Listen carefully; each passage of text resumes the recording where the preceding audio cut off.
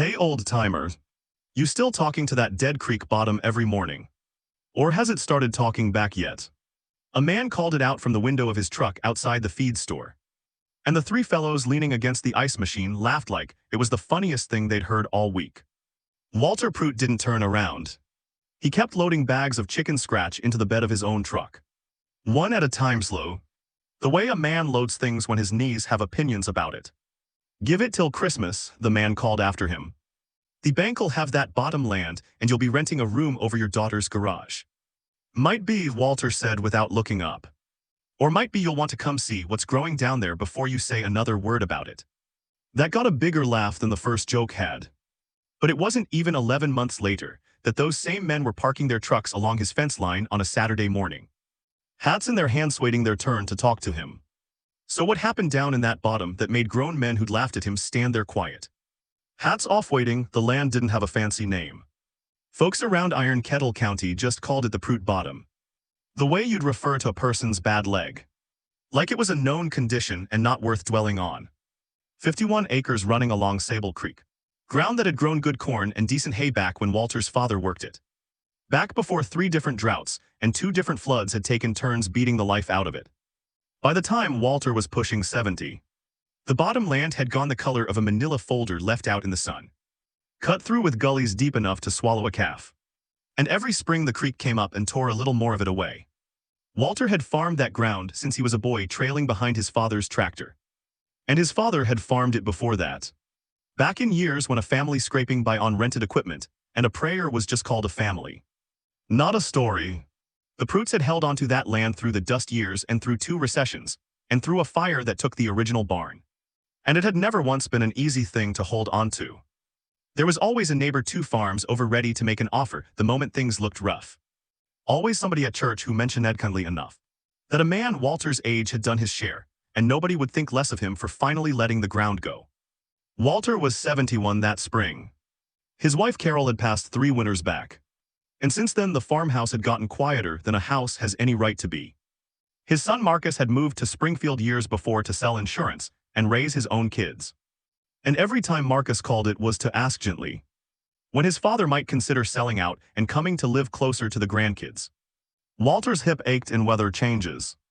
His hands had gone thick and slow with arthritis. And the doctor in town had told him plainly that his blood pressure was nothing to ignore. He still kept 4 old dairy cows out of pure stubbornness. Animals too old themselves to be worth much. Grazing what thin grass came up along the fence rows. Because watching them out the kitchen window was the closest thing he had left to feeling like a farmer, instead of a man waiting around on a piece of land. Everybody in town assumed they knew how Walter's story was going to end. An old man alone. Land wearing out faster than he could keep up with it. A son in the city ready to help him sell. It was the kind of ending the county had watched play out a dozen times. And people telling it to each other at the diner counter had already decided the last chapter before Walter had written a word of it. What nobody accounted for was a single winter Walter spent in his barn office with a space heater and a stack of library books, and an old laptop his granddaughter had set up for him. Working through videos and extension bulletins about something called regenerative land restoration. Kilen designand checkdem hydrology. The kind of material that treated worn-out ground not as finished, but as ground that had simply stopped being asked the right questions. There was a phrase in one of those extension bulletins that Walter read at 2 in the morning, with his glasses pushed up on his forehead. And it stuck to him the way a burr sticks to a sock. Erosion isn't the land failing you, the bulletin said. It's water looking for work you haven't given it yet. Walter sat with that sentence a long time. He thought about the gullies cutting deeper into his bottom land every spring. Water running off doing nothing but damage.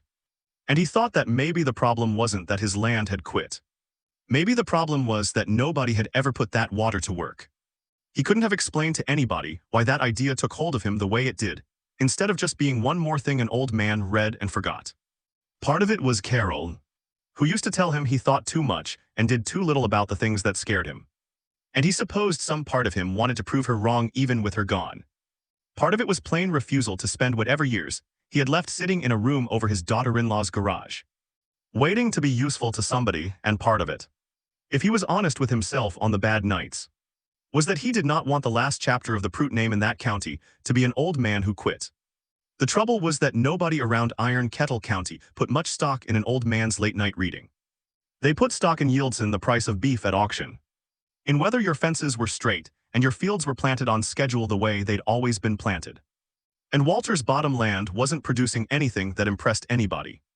So when the old man started doing something nobody could quite identify down along that creek, instead of simply leasing the ground out to a younger farmer or selling it outright the way common sense said he should, the town settled in to watch, expecting the same tired story they always expected from a struggling old farm. It started with a phone call to the county salvage yard, and then a second call to a concrete contractor 2 towns over. And within a week, a dump truck was backing down Walter's gravel drive and tipping a load of broken concrete and stone rubble out near the gate. Not clean stone, broken curbing, cracked driveway slabs. Chunks of an old foundation somebody was tearing out. The kind of material contractors paid good money to have hauled to a landfill. Walter had made it known around the salvage yard and 2 demolition crews that he'd take rubble off their hands for free. No questions, so long as they dumped it at his gate instead of paying tipping fees elsewhere. Most of them were glad for the arrangement, a few of them. Once they understood the old man actually wanted the ugliest, most broken chunks they had, started setting aside their worst loads on purpose just to see what he'd do with it. That was where the talk in town really got going. Within a month, Walter had a name that traveled from the diner to the feed store to the pews at church faster than any of his actual news ever had. The junk man, some people said it soft, the way you'd tease somebody you liked. Others said it with a harder edge. Because there is a particular kind, Chinese letter certain folks take in watching an old man they'd already written off make himself look foolish in public. Cars slowed down on the county road past his gate, so the drivers could get a look at the growing pile of broken concrete stacking up along his fence line, and shake their heads and feel confirmed in whatever they already believed. A few of the meaner ones took it further, the way meanness in a small county sometimes does. Somebody left a truckload of shattered cinder block and rusted rebar at his gate late one night. Clearly meant as a joke. The ugliest possible pile they could scrounge. And the story made its way around the diner counter the next morning, with a good deal of laughing at the old fool who'd probably thank them for it.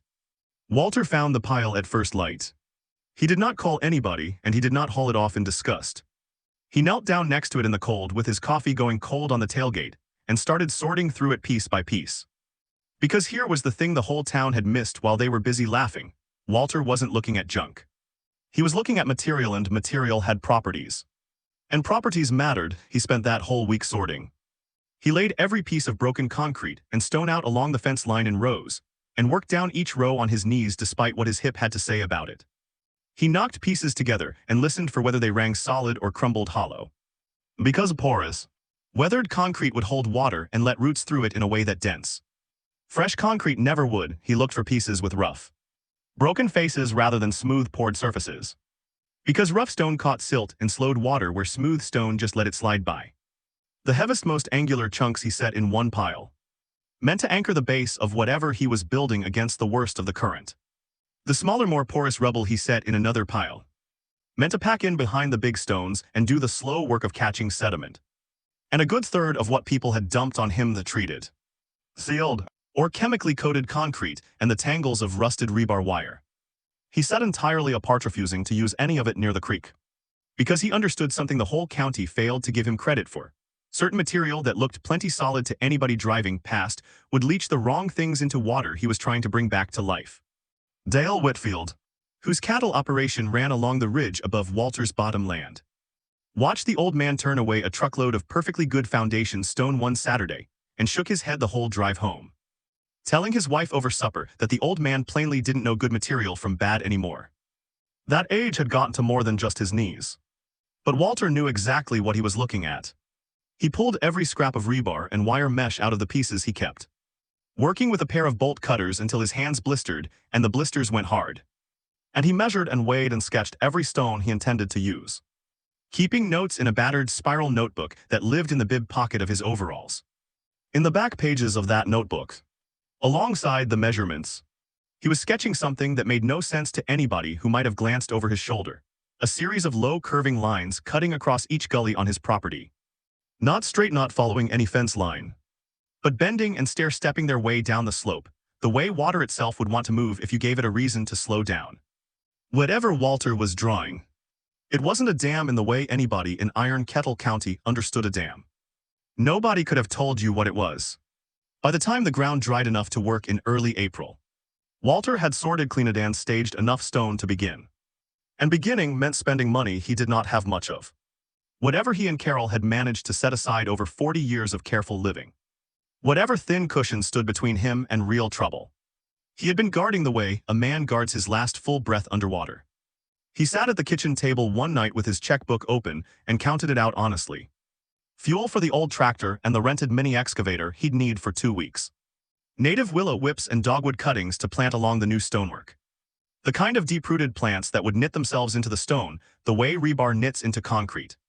Except alive. A cover crop of hairy vetch and cereal rye to seed the exposed ground behind each check dam once it was built.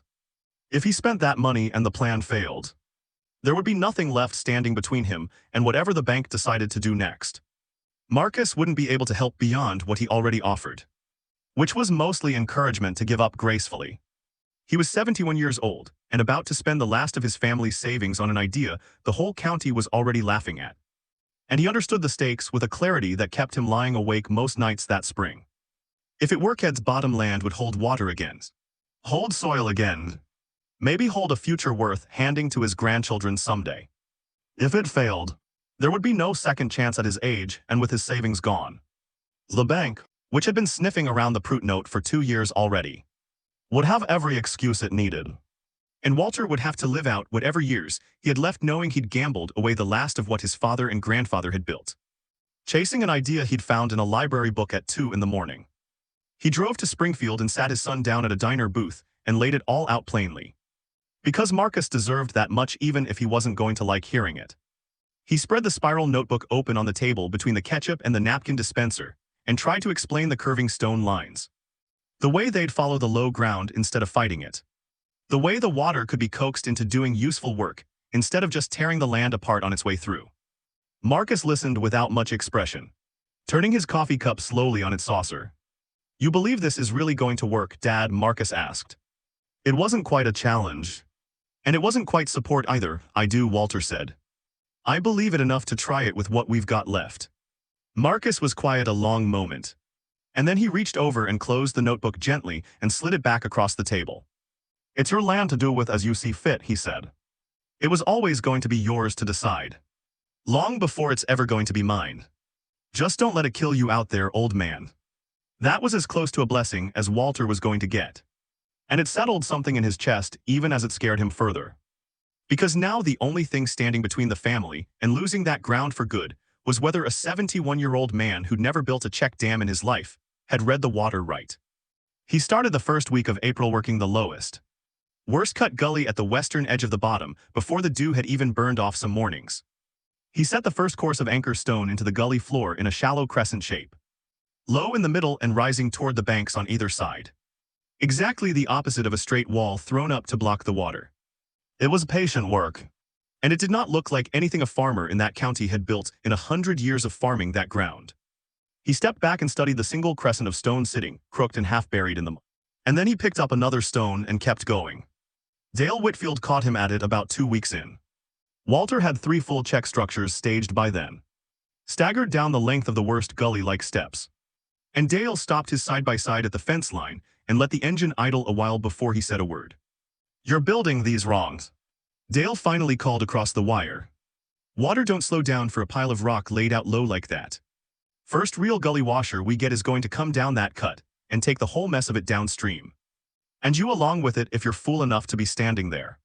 Walter straightened up slow, the way his back required these days, and thanked the man for the concern, genuinely and without any heat in it. The way he thanked most people whether he agreed with them or not. Then he went back to setting stone. Dale sat there another moment, clearly unsatisfied with being thanked and ignored in the same breath. And then he put his side-by-side in gear and drove off to tell anybody who'd listened that the old man had been warned plain and hadn't so much as blinked. What came next was rain. It arrived 3 weeks later. The kind of spring storm that builds up gray in the west most of an afternoon, and then lets go all at once like it's settling an old score. Walter stood at his kitchen window past midnight watching it come down. Watching the yard fill with silver sheets of it. And something in his stomach turned over slow. because he knew good and well the new stonework hadn't had time to settle the way it needed to yet. Knowing that didn't make the watching any easier. By first light, the rain had eased to a steady drizzle, and Walter was out in his boots before the coffee had finished brewing, working his way down to the western gully with his heart going harder than his doctor would have liked. 2 of his 6 check structures had shifted. Not washed away entirely, but enough that a man could see it plain. Stone tumbled sideways where the current had found a weak seam and pushed through it, gouging a fresh channel around the edge of what he'd built instead of over the top of it the way he'd planned. Walter stood in the drizzle with mud past his boot tops and looked at what a single storm had undone. He did not curse, and he did not sit down in the mud out of despair, though something in him wanted to. He crouched by the nearest damaged structure and put his hand flat against the wet stone and just looked, following where the water had cut, reading the ground the way a man reads a page he already suspects has bad news written on it. He was still out there when the county road brought its usual morning traffic, and word of a hard rain travels a farming community fast. Same as the memory of a warning somebody gave and watched come true.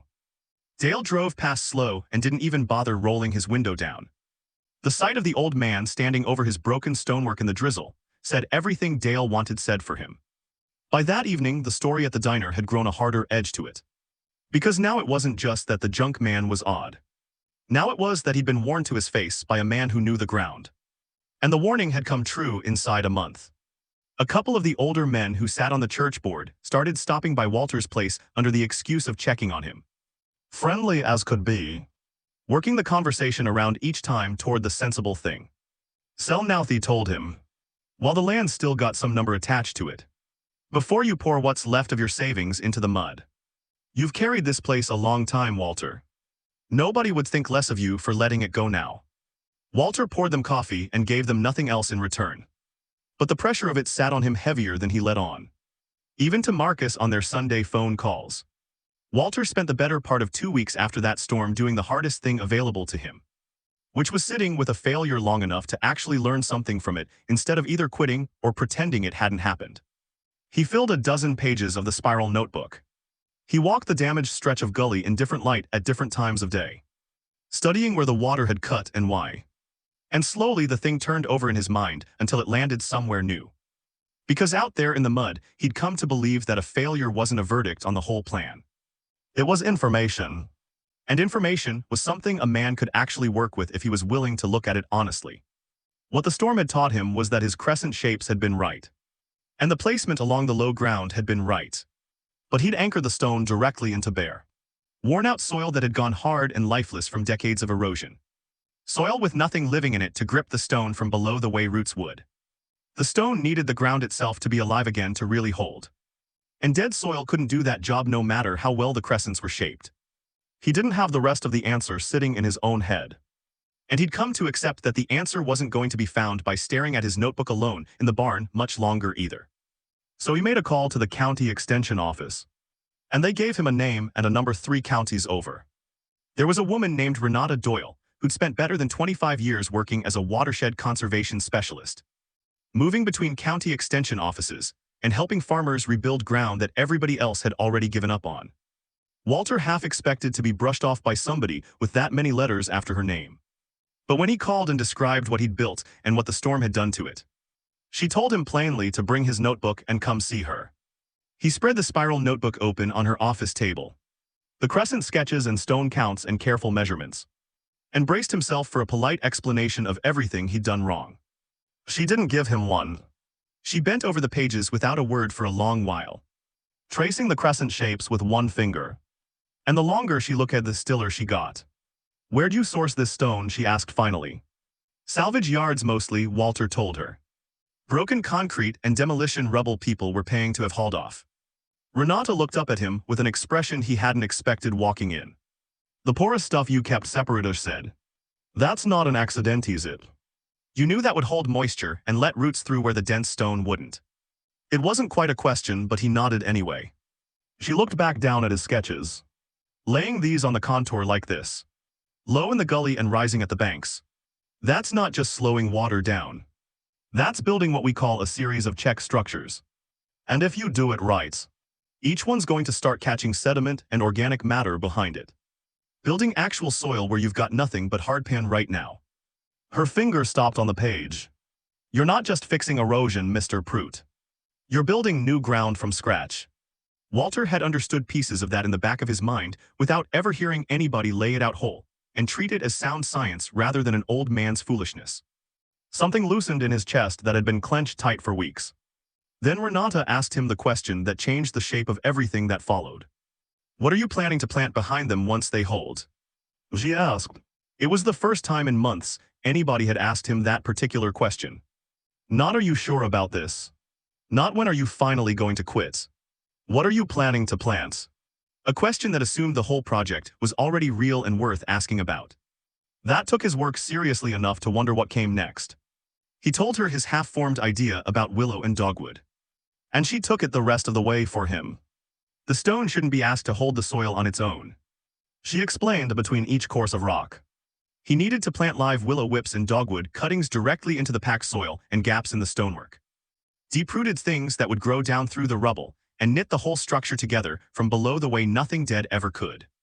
Behind each check dam, in the slack water where sediment would settle, he could see the cover crop of hairy vetch and cereal rye. Plants that would hold what soil accumulated there and feed it with nitrogen while they were at it. And once the willows and dogwoods matured enough to draw songbirds and pollinators back to that creek bottom, the whole system would start defending and feeding itself the way a living thing does, rather than requiring Walter to hold it together with sheer stubbornness alone. What he'd been sketching in his notebook wasn't simply a set of check dams. It was an old and nearly forgotten kind of living streambank restoration. The sort of work being quietly rediscovered by conservationists in a handful of watersheds across the country.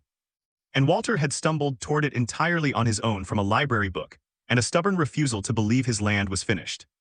He drove the 3 hours home with the whole picture blazing behind his eyes. And somewhere on that dark highway the story he was living through quietly changed shape. It stopped being about simply salvaging one tired stretch of bottom ground. It became about building something nobody in Iron Kettle County had ever tried. Something the land itself had been waiting a long time for somebody patient enough to attempt. What Renata had given him was a vision. But a vision doesn't move a single stone by itself. And for the rest of that spring and clear through the summer, the moving of stone fell on one pair of aging hands. Walter worked the gullies the way she'd taught him, setting willow whips and dogwood cuttings into every gap between the anchor stones, easing the roots down into packed soil where in a season or two they'd reach out and bind the whole crescent together from underneath. That was what the sketches had been building toward from the very start. He hadn't been stacking rock. He'd been laying the bones of something alive. And now he was giving it flesh. One blistered afternoon at a time. Behind each finished structure, in the slack water where the current calmed and sediment began to settle, he broadcast his cover crop seed by hand, walking the same stretch of ground morning after morning to check on the first thin green coming up out of what had been bare hardpan a season before. It was slow, brutal, solitary work for a man his age. He was out before sunrise most days and back in after dark plenty of others. His savings thinning steadily as fuel and cuttings and seed, and the dozen small costs of the project added up faster than he liked to add them. There were stretches that summer where he genuinely wasn't certain he'd have enough left to finish what he'd started. And finishing half a restoration would have been worse than never beginning one at all. A half-built system with nothing behind it to hold when the next hard rain came. The town did not soften toward him, if anything. The storm damage from spring had given the joke a second life. Because now the junk man wasn't just strange. He was a stubborn old fool who'd been proven wrong and refused to admit it. Nobody driving past saw a living streambank restoration taking shape. They saw a shabby line of broken concrete with a few sticks poking out of it, and an old man wearing himself down over garbage. And they felt the particular comfortable certainty people feel about things that cost them nothing to dismiss. The harder part of that summer had nothing to do with the town at all. Walter's hip had gotten worse from the kneeling and lifting. And there were mornings he genuinely wasn't sure his legs would carry him down to the creek bottom before they carried him back up again. He still went every single day, Marcus called most Sundays. And Walter kept the worst of it from him. Not wanting his son to worry from 3 hours away about a father he couldn't help directly. Some nights Walter sat at the kitchen table with a spiral notebook, doing the arithmetic of it honestly by lamplight. The money running low and the summer running out, and his own body running down right along with both. And the weight of all three pressed on him from every direction at once. He'd bet the last of what he and Carol had built together on the idea that a pile of broken concrete could bring dead ground back to life. And there was nobody left in that kitchen to share the weight of the bet with him. He'd close the notebook and turn off the lamp and lie awake a long while. And in the morning he'd get up anyway and go back down to the creek. Because it was the only answer he had left to give. The drought arrived that August like something that had already made up its mind. It started as a dry spell the county had shrugged off plenty of times before. And then the weeks stacked up rainless. And the shrug turned to real worry. And the worry turned into something quieter and worse. The sky went the color of old bone. And it stayed that way for days on end. Ponds around the county pulled back from their banks and showed cracked mud along the edges. Older farmers who'd seen every kind of season said they couldn't remember a dry stretch arriving this hard this early. And they said it with the particular fear of men watching a whole year's work die standing in the field. For Walter, it was the one test the young system truly could not afford. Every willow whip and dogwood cutting along his check structures was barely a single season into the ground. Roots not yet deep enough to be certain of anything. The cover crop behind each structure had only had a few short months to establish. He had bet his family's remaining savings on the idea that a chain of stone and living roots could hold both water and soil through hard weather. And now the driest season in a generation had shown up to ask that question before his work was anywhere near ready to answer it honestly. If the young plantings died back, and the stone structures failed to hold moisture the way Renata had promised they could, there would be no second attempt at his age and with nothing left in the checkbook. The bank would finally have the excuse it had been waiting 2 years to use. And the ground his father had carried through every hard season of his own life would go to whoever showed up first with a cashier's check. Walter walked down to the creek bottom in the worst of that white glare most evenings that August, and stood among his young willows and his patient stonework, and felt something in himself come close to breaking. He had done everything he knew how to do. He had read every page and driven every mile, and set every stone with his own 2 hands. And it might simply not be enough. The ground might not have had times. He might have understood everything correctly and still lose it all to nothing more complicated than bad timing. He came in some evenings with the dust settled gray in the creases of his face, and sat alone at the kitchen table with nothing hopeful to write in the notebook at all. And went to bed most nights with the drought pressing on the whole county like a held breath. Waiting to see whose ground would answer for it come harvest. What happened next arrived quietly. The way real things usually do. Without any audience gathered to watch it start. Late that August, on a morning Walter had gone down to the bottom expecting, bracing the way a man braces for news he already half suspects. He stopped at the edge of the western gully and could not for a moment make his eyes and his mind agree on what he was looking at. The ground behind his check structures was green. Not thriving exactly, not showing off, but alive and holding. While every unprotected acre around it had gone the color of dust. The willows and dogwoods planted into the stonework stood with their leaves still on them. Roots reaching down into soil that had somehow stayed cool and damp, beneath the surface crust baking everywhere else. Behind each crescent of stone, where sediment and organic matter had been quietly accumulating all summer the way Renata said it would. The cover crop stood green and rooted where the bare ground beyond it had cracked into hard plates. Walter knelt down Slowhigh's knees, complaining the whole way, and pushed his fingers into the soil just behind the nearest check structure. It gave beneath his hand. Dark and slightly damp and full of the particular give that living soil has. The exact opposite of the pale hardpan the rest of the county was standing on that August. His 4 old cows had wandered down and were grazing calm along the greened-up bank. Hooves working soil soft enough not to compact the way bare. Sun-baked ground did everywhere else on his place. He knelt there a long while as the morning came up fully around him. He had bet everything his family had left on the idea that a pile of stone other people had paid to throw away could bring dead ground back to life. That worn-out soil was only waiting soil, not finished soil. And the driest season in a generation had arrived to put that exact question to him before he felt anywhere near ready to answer it. And the land had answered anyway quietly, while the whole county was looking somewhere else entirely. Word of green ground in a dead summer does not stay quiet long in farming country. Renata Doyle came out first, because Walter had called her that same week. And she brought somebody along she wanted him to meet. A soil scientist from the state university named Everett Cho, who'd spent years studying watershed restoration on degraded agricultural land, and had heard secondhand what a stubborn old man 3 counties over had apparently built out of demolition rubble. Everett walked the length of the restored gully for the better part of an hour without saying much of anything, taking soil samples along the green stretch and comparing them against samples pulled from the untouched, drought-baked ground 20 yards away. He crouched at the base of the willows and turned the dark soil over in his palm. And he watched the cattle grazing calm on ground that wasn't compacting under their hooves, the way pasture ought to compact by late summer. Finally, he asked how long this section had been under restoration.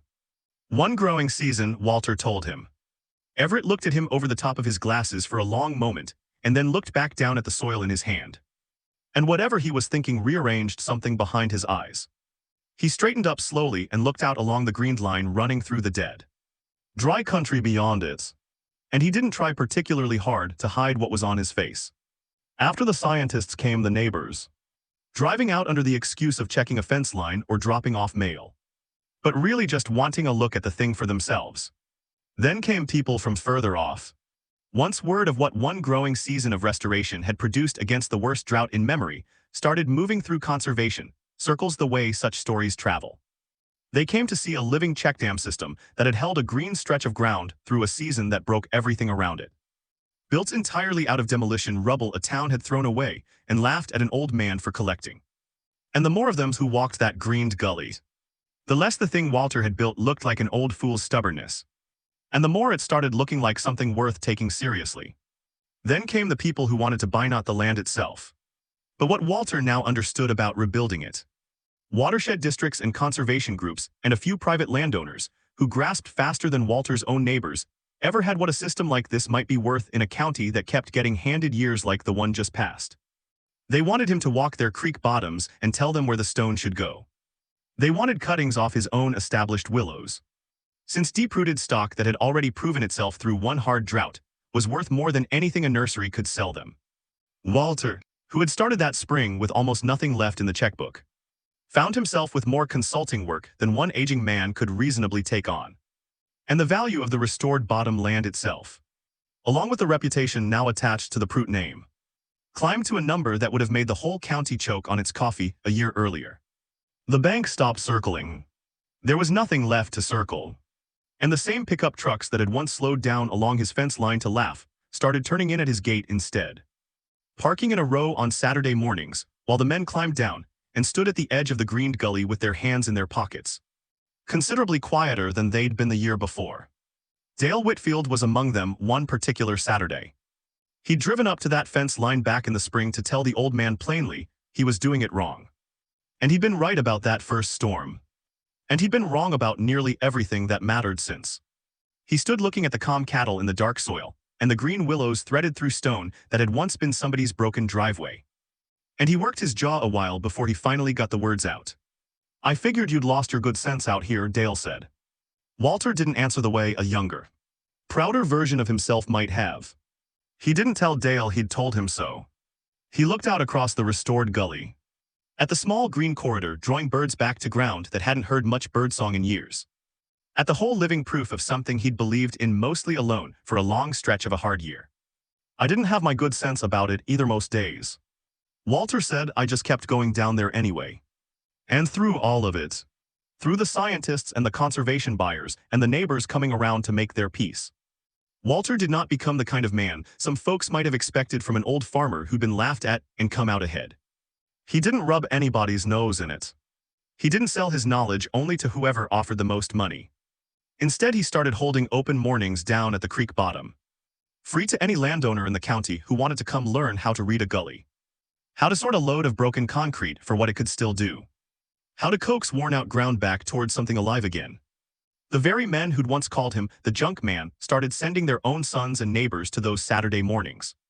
And Walter taught every one of them the same, without a single word about how they treated him back when it cost them nothing to laugh. That was the part people who only knew the shape of the story from a distance found hardest to understand. They assumed the point of it was that Walter had won, that he'd proven the whole county wrong and made good money doing it. But that was never really the point. And Walter knew it clearly enough. Standing out at the creek most evenings with a notebook, considerably thicker now, still riding in the bib pocket of his overalls. The point was that nothing is finished until somebody's taken the trouble to actually understand it. And understanding takes a kind of patience most people aren't willing to spend. He'd spent his on a pile of broken concrete nobody else wanted, and on 51 acres of tired bottom ground. And if he was honest with himself, on a version of his own life a lot of people, including some days himself, had already quietly decided was finished. The land had been waiting the whole time. It had only needed somebody willing to believe it was waiting rather than done. And then to put in the slow, unglamorous work of proving that belief correct. And maybe that's the piece worth carrying away from a story like this one. Because most of us have our own version of that broken concrete pile somewhere in our lives. A person or a place or a stretch of our own years that everybody around us, sometimes including ourselves, has already quietly filed away as finished. It is the easiest thing in the world to agree with that verdict. To drive on past and shake your head and feel confirmed in something that costs you nothing.